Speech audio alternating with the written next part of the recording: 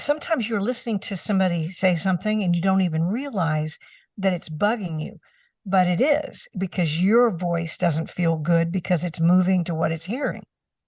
So Wow. if people speak with a lot of vocal fry at the ends of their sentences, like every sentence falls into vocal fry, Oh, wow. the listener's throat's not going to feel that great. They may still listen, but it's not going to be nearly as easy. So that's what I mean by listenable. Like it's pleasing to the ear of the listener to actually hear your voice.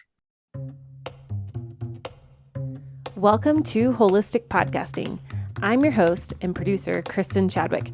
After being in the podcast industry since 2016, I am determined to inspire you to start, grow, and maintain your podcast through a holistic approach.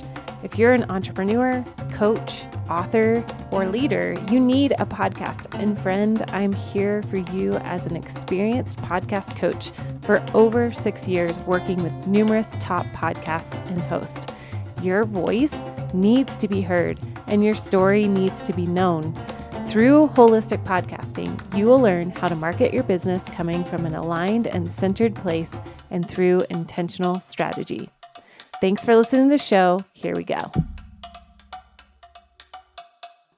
Hey everyone, welcome back. I am your host, Kristin Chadwick, your podcast coach. And today I get to talk to you about something that I say a lot on the show. You guys have heard me say your voice matters over and over and over again. That is my sticker that I hand out, your voice matters. And I usually talk about it on a more spiritual, emotional, like what is your story and your story matters.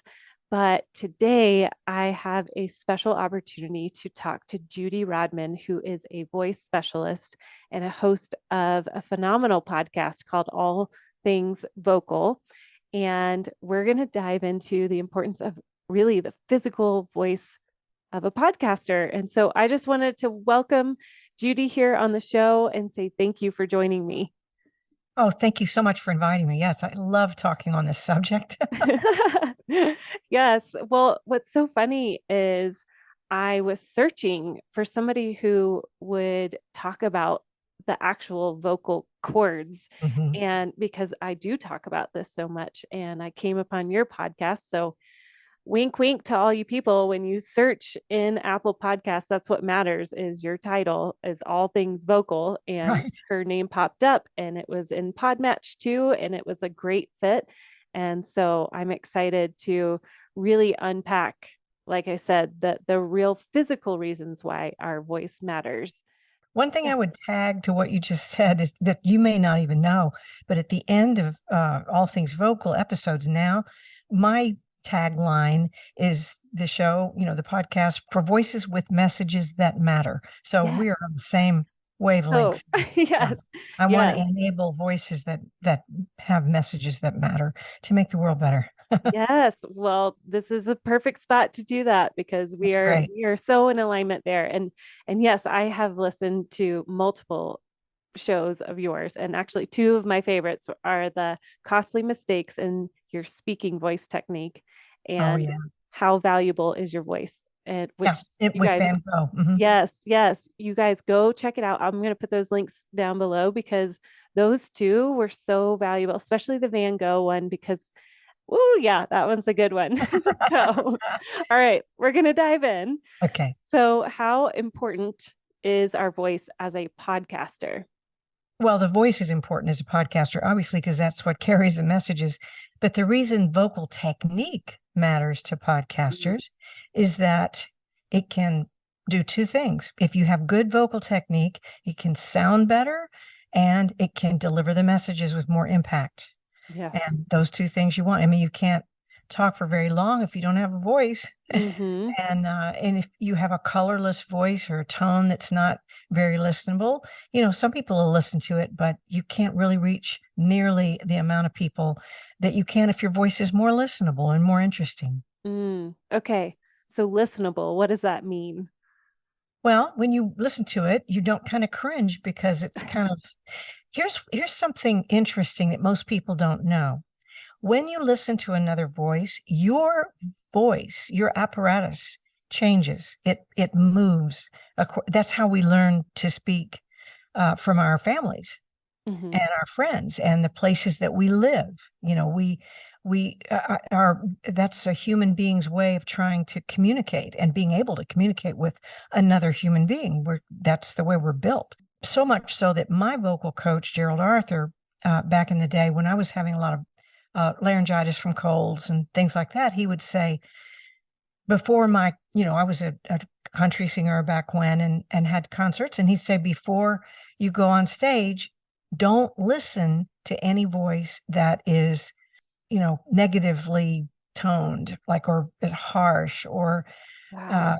so I would listen to like Barbara Streisand and Kiri Takanawa, classical singer, and Mhm. Sandy Patty and people like that, because it relaxed my voice. And he said, when you got laryngitis, don't even listen to music. And so the reason that means something for us is, you know, sometimes you're listening to somebody say something and you don't even realize that it's bugging you, but it is, because your voice doesn't feel good because it's moving to what it's hearing. So Wow. if people speak with a lot of vocal fry at the ends of their sentences, like every sentence falls into vocal fry, Oh, wow. the listener's throat's not going to feel that great. They may still listen, but it's not going to be nearly as easy. So that's what I mean by listenable. Like, it's pleasing to the ear of the listener to actually hear your voice. Wow. Oh man, there's so many things going through my head right now. I mean, it's fascinating because you mirror what you're saying is Mhm. you mirror All right. what you're listening to. Yes. So, like, just like with a mom and a baby, and that Mhm. soft, cuddly sound, like the Mhm. oohs and ahs, is actually really sweet and empowering to the baby to be Yes. nurtured to talk back. And like your analogy or your story of before you would go out and not listening to other music, that is fascinating to me. Mhm. And it also makes me think about when I started my first show, which is called Holistic Hearts, and I did a bunch of, I call them encounters, and so it's basically leading people through an experience of an imaginative moment with Jesus. And I had so much feedback from people saying, "Your voice is so soothing," and and to me, I was like, "Really? I don't know." But just to hear that over and over again, and to hear that, and then to hear your example of the voice fry, is that what you said? Fry. Mhm. Okay. Mhm. And feeling like I wanted to take a deep breath when you were showing the example Mhm. of Mhm. the voice fry of like, oh gosh, I just want to take a deep breath for you. Yeah, exactly. And Uh, here's where we can use that. If we want to change our voices or even our dialect, we can listen to another voice that we want to emulate. And we okay. can, you could do that with songs as a singer as well. But you can, when you listen to another voice you like, your voice is going to start doing that, even silently, without you even knowing what you're doing. Then you can, like, lightly voice along with them. Like, if it's a recording of someone speaking, you know what Mhm. they just said. Well, back it up and see if you can talk with them and sound exactly like them. Wow, man, it's really fascinating just to even hit on that subject because then I think of when my daughter gets around certain groups of people, she'll Oh, start yeah. talking like certain people, or even myself when I'm around my mom, who is very Georgia Southern, and my accent will start to come Oh, out. mine too. My mother's from Mississippi, and trust me, the Southern accent gets, and I still have it. Somebody from another, like Chicago or New York or something, they're going to go, "What part of the South are you from?" And I think I'm not using it, but we do, but it definitely gets. I was raised all over the country, and my accent would change wherever I've been for very long before Hmm. that. So. Yeah. But that can go along with all kinds of things that we want to learn or we want to not do, emulate a voice that's doing what you want to do rather than not. Yeah, that's Mhm. so good. Okay, so as a podcaster, really focusing in on what are you listening to before recording shows, Mhm. and also, I think that's such a good point of who are those voices that you really enjoy listening to, and feeding that into your brain to make Right. sure that you're projecting that voice that you want to. Mhm. That's so good. Well, because different ways of saying something is going to create totally different messages Mhm. with the same words. I Yeah. have an acting. I'm going to give an acting lesson here. Yes, I would love it. Okay, it's one of my favorite little tricks to teach people how important the tone of their voice and it is, and how important putting together. Uh, you should be talking to someone. Let me back up a little bit here. The reason we have voices is to deliver messages, Mm, not to win a Grammy or an Emmy or a record deal or a whatever, or applause, you know, or even a listener. It's to deliver a message. So the first thing we have to know is, to whom are we talking?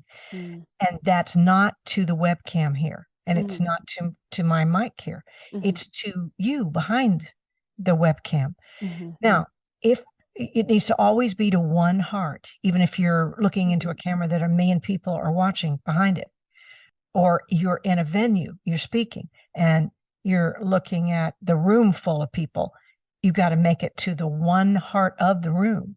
And mm, if we're podcasting, then hopefully there's more than one person listening, right? mhm. And in fact, we're time traveling, aren't we? Yes. So you have to speak to one heart, the one heart, composite heart of who we think our listeners are. Mhm, And then the second thing we got to do is, okay, if we successfully get through with what we're saying, what do we get? What's the evidence that we successfully have delivered that message? That's weird when we're recording, mm, okay? Because what we really want is, in acting terms, a response. yes. But of course, you can't see the response when we're podcasting to people that are going to be, in the future Mhm. listening Yes. after we, edit it and all that. So, but you got to keep in mind, what reaction do you want? And it's got to be a physical reaction, because we're not mind readers. So if we ask ourselves, what would the body language or facial language of that person that we're talking to be if they just got what we just said? Hmm. That's going to change the way we pause. That's going to change the tone of voice we use and how confident we use it. That's going to change our volume. That's going to change our phrasing, and even the wording that we use, because we're going to try to get that response. Okay. Mhm. And then, what happens is, the final goal being to get the response from who we're talking to, that goal should tell our voices what to do. So Mm. that's what I'm going to do with this exercise. Okay. Okay. All right. So I call it the aardvark exercise. And the first thing you do is, I'm going to tell you, you're going to use 4 words. Okay.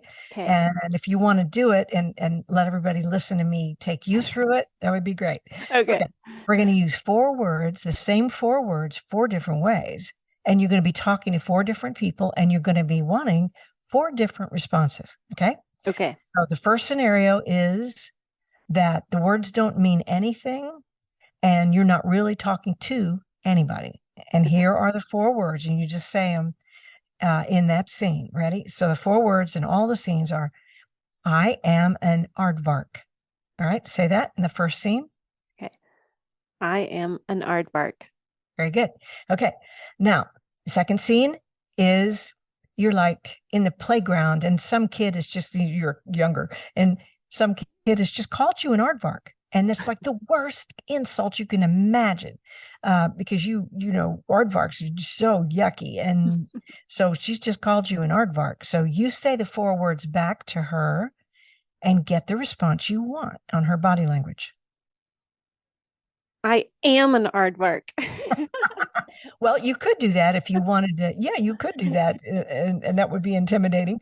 But you could also do it this way and go, I am an aardvark. Oh, okay. I was like, Because, okay, how's it going? what does that Okay. make you? Yes. Right? Okay. All right. But that, you were also right. There's 2 different ways to do it. Acting's about making choices, right? Okay. Okay. The third scene is, you're now at the doctor's office, and the nurse just drew your blood, and discovered that you are indeed part aardvark. And you're so thrilled because you were always secretly hoping that your mom or your father was part aardvark because they're so cool. Okay, so talk to the nurse with those same 4 words and get the response you want. I am a aardvark. Yes, yes. And what response would you want to get from her? Yes, you are. Yeah. And you, Yeah. even if she didn't say anything, even if it was nonverbal, you'd Uh-huh. want her to nod her head and kind of celebrate with you in her body language, Yeah. right? Yeah. Yeah. All right. So the last scene here is that you are at the door of the Aardvark Club now, but the doorkeeper won't let you in because Aardvarks are large and in charge, and he doesn't think you are one. Hmm. I am an aardvark. See, now we get it. Yes. And the response you want is for him to turn the knob and let you in, right? Yes. Uh-huh.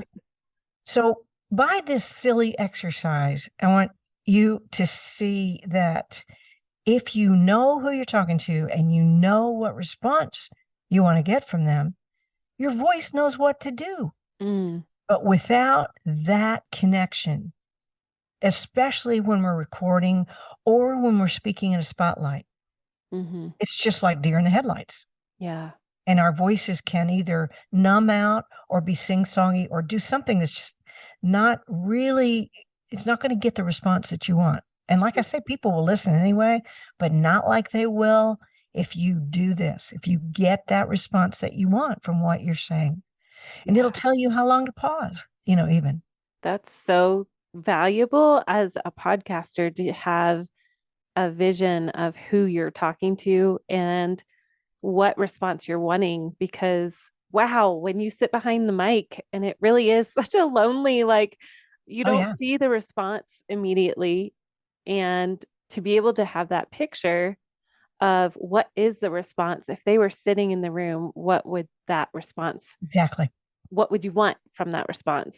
And wow, that's a valuable tip in itself, just in our tone and how we present ourselves. Well, your body language will change, which Right. changes your voice because it changes the configuration of your throat channel and your Mm, breath and everything. Your body language will be, you know, sometimes you need to know how to change it like on purpose. But even if you don't know how to change it on purpose, that goal will make you change it just to get this tone out that you need to use to get that response. So, yeah. Oh, but it's physical, good. very physical. Yeah, absolutely. I can see that for sure. Just in that exercise on every single one, my body language Right. was Yeah. shifting. I can see you and I saw it, but even if I couldn't see you, I would Uh-huh. know it. Yeah. Oh, so good. Oh, what other tips do you have for us podcasters out here that you wish that we knew? Well, a big one is you need breath management. You need to balance your breath support and breath control and not have to think about it. All right. Yes. The way you can do that, and you also need the second thing, which is you need an open throat channel so that you can make more kinds of sounds and you can have more colors in your crayon box of tone to use, when you are talking. So to accomplish those two things, it's really, really simple and very few people know about it. All right. Okay. Move in to your desk so that and move your mic maybe up just a little bit Okay. so that you're not slumped over.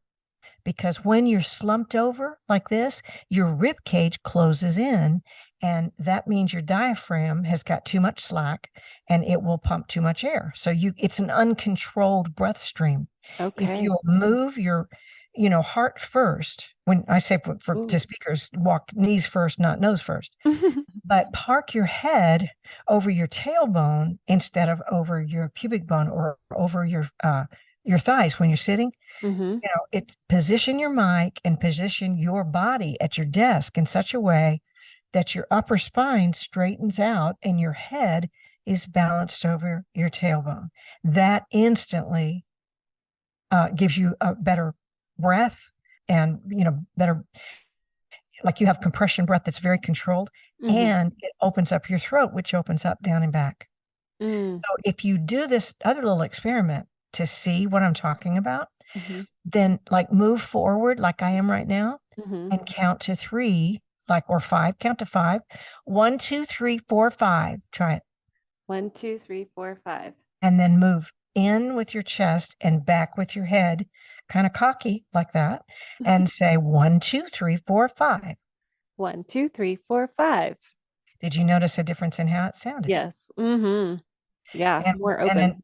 and another thing, yeah, and it's going to also be much less tiring, and you'll get less glitches and phlegm and that kind of thing that we have Mhm. to edit out. Yes. Um, the other thing is eye language.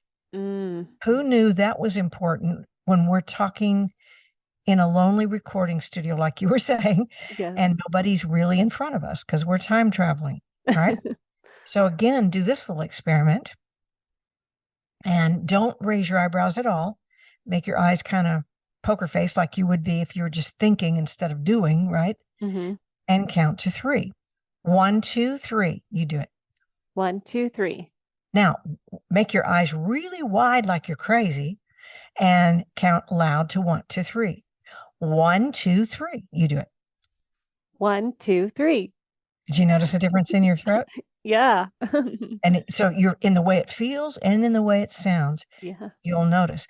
And so the point of this is not to, speak buggy eyed all through your podcast, but to use eye language. So instead of speaking through your mouth, speak through your eyes Oh, that's good.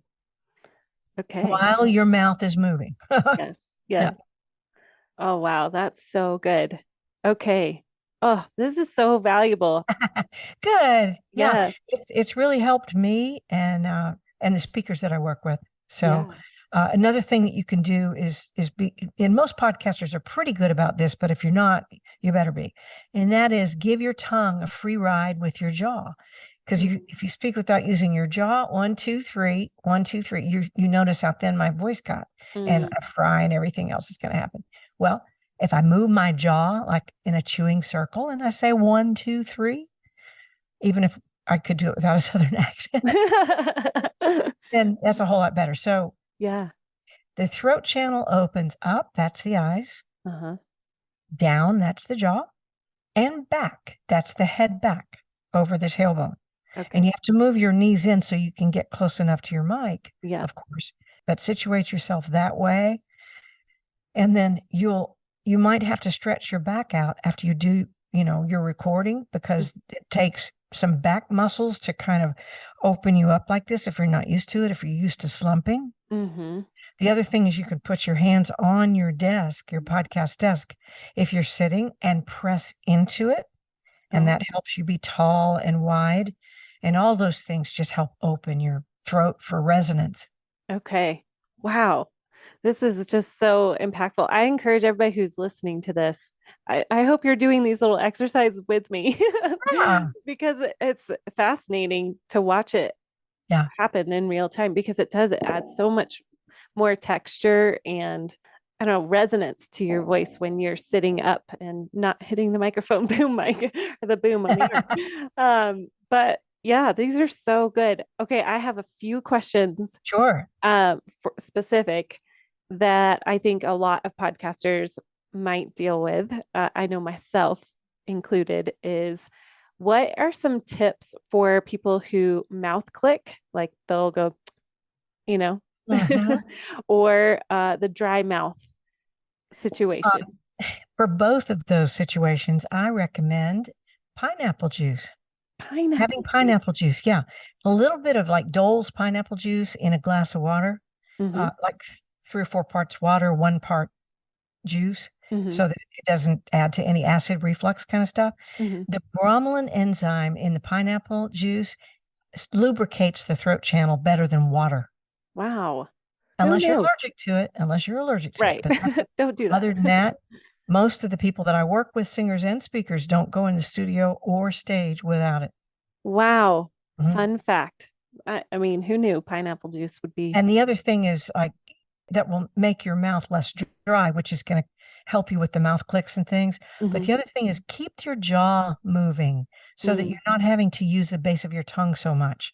And then the back of your mouth is not going to get all congested, and you're going to be using more of the incisors rather than the molars. And that's going to keep all that noise to a minimum too. Also, it's going to help you not pop the mic so much. What I'm doing is what I call pulling my voice rather than pushing my voice. Okay. So I'm pulling myself open as I speak. Wow.